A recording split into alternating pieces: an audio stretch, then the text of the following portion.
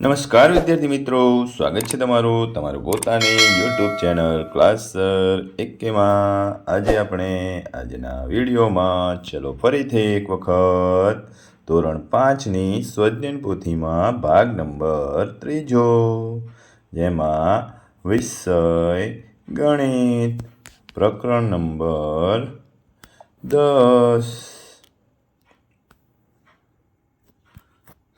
10મો અને 100મો ભાગ, પાના નંબર 71. ચાલો થઈ જાઓ તૈયાર, કાઢો તમારી સ્વધ્યાયન પોથી, ખોલો પાના નંબર 71, વિષય ગણિતનું પ્રકરણ નંબર 10મો અને 100મો ભાગ. તો જોઈએ. પહેલું, સૂચના મુજબ કરો. 1. નીચે આપેલી ફૂટપટ્ટીનો ઉપયોગ કરી દર્શાવેલી વસ્તુઓની લંબાઈ માપીને કોષ્ટકમાં લખો. તો ચાલો લખી નાખીએ માપન કરીને નોંધ કરો. ક્રમ આપેલો છે, વસ્તુઓના નામ આપ્યા છે, મિલીમીટરમાં સેન્ટીમીટરમાં માપ લખવાના છે. ચાલો, તો પેન્સિલનો ટુકડો હોય તો એને મિલીમીટરમાં 80 મિલીમીટર કહેવાય, સેન્ટીમીટરમાં 8 સેન્ટીમીટર. બીજું, દિવાસળીની તીલી હોય એને 33 મિલીમીટર, 3.3 સેન્ટીમીટર. બોલપેનની લંબાઈ તો 130 millimetre, 13 centimetre. Rubber 30 millimetre, 3 centimetre. ખીલી 20 મિલીમીટર, 2 સેન્ટીમીટર. સંચો 30 millimetre, 2 centimetre.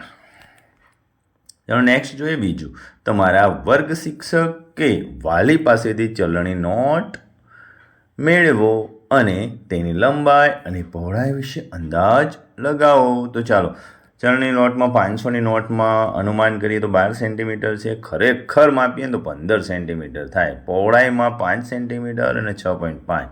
એ રીતે 200, 100, 50, 20, 10 અને 5 આ બધા જ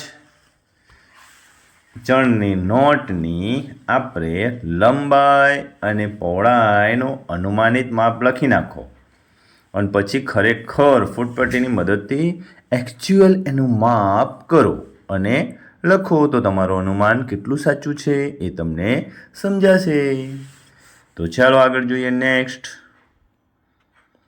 શાળા ભંડારમાં રહેલી શૈક્ષણિક વસ્તુઓ અને તેના ભાવ નીચે મુજબ દર્શાવેલા છે. તેના આધારે પ્રશ્નોના જવાબ આપો.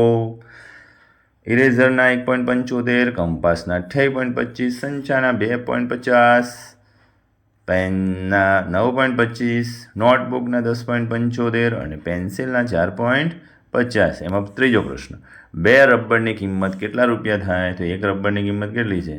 1.75. તો 2 રબરની કિંમત થાય 3.50.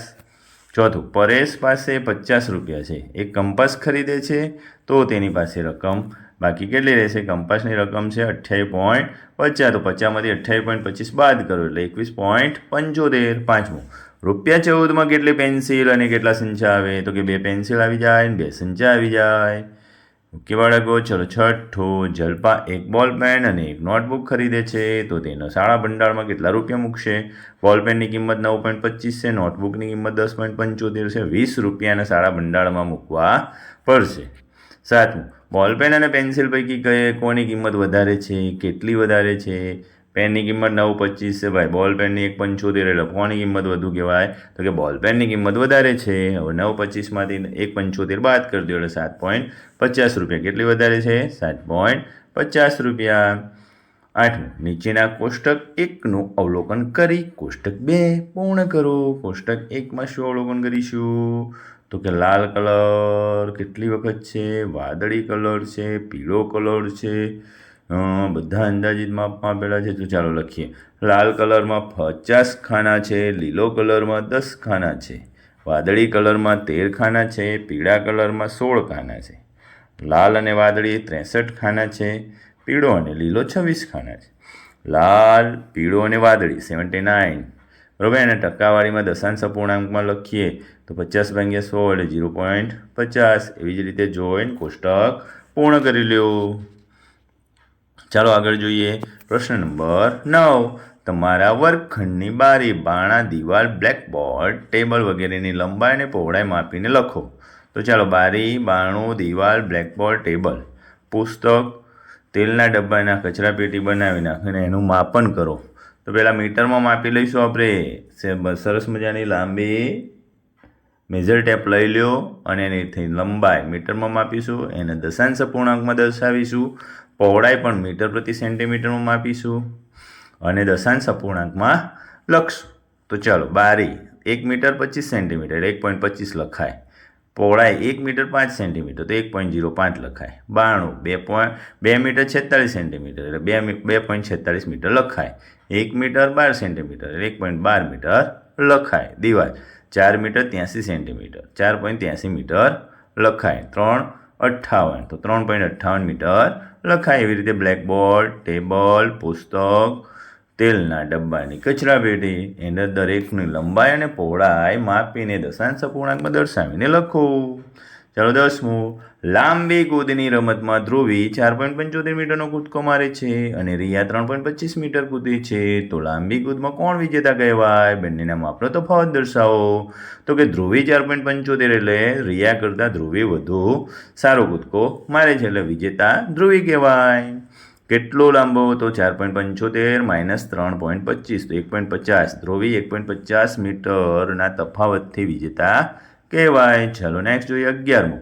પ્લાસ્ટિકની એક સ્ટ્રોની લંબાઈ 0.25 મીટર છે. જો આવી 8 સ્ટ્રો જોડવામાં આવે તો કેટલી લંબાઈની પ્લાસ્ટિકની સ્ટ્રો બનશે?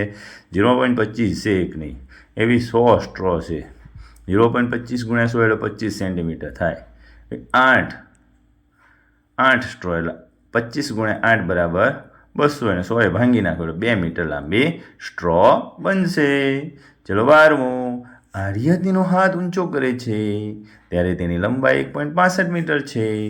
તેને વર્ગખંડમાં 3 મીટર ઊંચાઈએ રહેલા પંખાને સ્પર્શ કરવા માટે કેટલી ઊંચાઈની ટેબલની જરૂર પડશે? તો લંબાઈ ટેબલ પંખાની ઊંચાઈ 3 મીટર છે ને આર્યના હાથ ઊંચો કરે તો 1.5 મીટર એટલે બાદબાકી કરી નાખો એટલે 1.35 મીટરનું ટેબલ લઈ લો એટલે પંખે પહોંચી જાય. ચાલો, યોગ્ય વિકલ્પ પસંદ કરીશું. 13મું. 9 મિલીમીટર બરાબર કેટલા સેન્ટીમીટર? 0.9 સેન્ટીમીટર. 14મું. 0.32 મીટર બરાબર કેટલા સેન્ટીમીટર? તો કે ડી 32 સેન્ટીમીટર. 15મું. 1 પૈસા એ 1 રૂપિયાનો કેટલામો ભાગ છે? તો કે વિકલ્પ સી 1/100. 16મું. 1/5 રૂપિયા બરાબર કેટલા પૈસા છે? વિકલ્પ બી 20 પૈસા. 17મું. કે નીચેનામાંથી કયું સાચું નથી? સાચો વિકલ્પ બી છે. 2 રૂપિયા 5 પૈસા બરાબર 250 પૈસા. ચાલો, નેક્સ્ટ જોઈએ 18મું. 0.10 બરાબર 0.1 સાચું છે કે કેમ? હા, તો સાચું છે. તો 0.10 બરાબર 10/100 લખાય એટલે 1/10 થઈ જાય એટલે 0.1 જ લખાય. 19મું. 3.5 બરાબર 0.35 સાચું કયું છે? તો કે ના, ખોટું છે. કારણ કે 3.5 એટલે 35/10 લખાય અને 0.35 એટલે 35/100 લખાય, જે બંને સરખા નથી. ચાલો, 20મું. જોડકા જોડો. વિભાગ અની સાથે વિભાગ એની સાથે વિભાગ બી. એની સામે પહેલામાં 25 પૈસા તો એનો વિકલ્પ આવશે છઠ્ઠું 0.25 રૂપિયા. 8 મિલીમીટર તો 0.8 સેન્ટીમીટર. ત્રીજું 7 સેન્ટીમીટર 3 મિલીમીટર એટલે 7.3 સેન્ટીમીટર. 71 centimetre 0.71 metre. 23 રૂપિયા 9 પૈસા તો ₹23.9 થાય. તો નેક્સ્ટ જોઈએ. જવાબ લખી નાખો. 25 પૈસા બરાબર રૂપિયા 0.25. 8 મિલીમીટર બરાબર 0.8 સેન્ટીમીટર. એ રીતે તમે જોઈને જોડકાઓમાં નીચે ખાલી જગ્યામાં જવાબ લખી શકો. ચાલો, અધ્યયન નિષ્પત્તિનું સર્વગ્રાહી મૂલ્યાંકન કરી નાખીએ. પહેલામાં લખીએ યોગ્ય વિકલ્પ પસંદ કરો. કરીને લખો. પહેલું 40 મીટર અને 17 સેન્ટીમીટર મીટરમાં કઈ રીતે લખાય? તો વિકલ્પ બી 40.17 મીટર. બીજું 99 પૈસા બરાબર કેટલા રૂપિયા લખાય? વિકલ્પ ડી 0.99 રૂપિયા. ત્રીજું નીચેનામાંથી કયું સાચું નથી? તો વિકલ્પ ડી 120 સેન્ટીમીટર બરાબર 1.02 મીટર એ સાચું નથી. ચોથું 1/5 બરાબર 20/100 એટલે 0.2 લખાય. તો ઉપરોક્ત આકૃતિમાં 1/5 ભાગમાં લાલ રંગ પૂરો અને તેને દશાંશ અપૂર્ણાંકમાં દર્શાવો. તો 1/5 આપણે લાલ રંગ પૂરી દઈએ. ગમે તેમ પૂરી નાખો તમે. આમાં આડો પૂરી નાખો આ 5 ખાનામાં, અથવા આમાં આડો પૂરી નાખો 5 ખાનામાં. બરાબર. પણ આપણે આ ઉપરના આડા 5 ખાનામાં લાલ કલર પૂરી દઈએ અને દશાંશ અપૂર્ણાંકમાં દર્શાવી દઈએ. આ દશાંશ અપૂર્ણાંકમાં દર્શાવી 0.20. પાંચમું, બાકી રહેલા ભાગને દશાંશ અપૂર્ણાંકમાં દર્શાવો તો કેટલા ખાના બાકી રહે ભાઈ? તો 20/25 એટલે 5/4/5 કેટલા થાય જવાબ? તો કે 80/100 લખાય એટલે 0.8. ચાલો, ગુજરાતમાં મુખ્ય 5 શહેરોના જાન્યુઆરી 2018ના કોઈ એક દિવસનું તાપમાન નોંધવામાં આવ્યા હતા. તો કોષ્ટકમાં અમદાવાદ મહત્તમ તાપમાન એટલે ઊંચા ઊંચું 36.1 અને નીચામાં નીચું 19.8, સુરત 34.5 21.6, ભુજ 30 18.1, ડીસા 28.8 17.8, રાજકોટ 32.5 21.1. છઠ્ઠું, કયા શહેરનું મહત્તમ તાપમાન સૌથી વધારે હતું? અમદાવાદ. સાતમું, અમદાવાદ અને ભુજના મહત્તમ તાપમાન વચ્ચેનો તફાવત કેટલો છે? 36.1°C. માંથી બાદ કરો 30°C એટલે 6.1. આઠમું, સુરત કરતાં ડીસાનું લઘુત્તમ તાપમાન કેટલું ઓછું હતું? તો 21માંથી 17 બાદ કરો 3.8°C. સુરત કરતાં ડીસાનું લઘુત્તમ તાપમાન 3.8°C હતું. નવમું, રાજકોટનું મહત્તમ તાપમાન 40°C વધુ સુધી પહોંચે તે માટે તાપમાનમાં કેટલા ડિગ્રીનો વધારો જરૂરી છે? તો કે 40માંથી 32.50 બાદ કરો 7.5. રાજકોટનું મહત્તમ તાપમાન 40°C સુધી પહોંચે તે માટે તાપમાનમાં 7.5°C સુધીનો વધારો જરૂરી છે. દસમું, ભુજ અને રાજકોટ વચ્ચેનો લઘુત્તમ તાપમાનનો તફાવત કેટલો? 21.1માંથી 18.1 બાદ કરો એટલે 3.